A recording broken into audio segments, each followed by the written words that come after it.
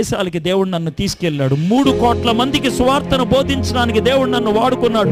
16 సంవత్సరాలు ఆగకుండా ఒక ప్రోగ్రాంకి యాంకర్ గా ప్రపంచంలో ఎవడు లేడు, నేను ఒక్కడినే. దేవుని మహిమార్థమే చెప్తున్నాను, ఎవ్వరు లేరు. నంబర్ 2 స్థానంలో ఉన్నది జాయిస్ మేయర్, 11 ఏళ్ళు.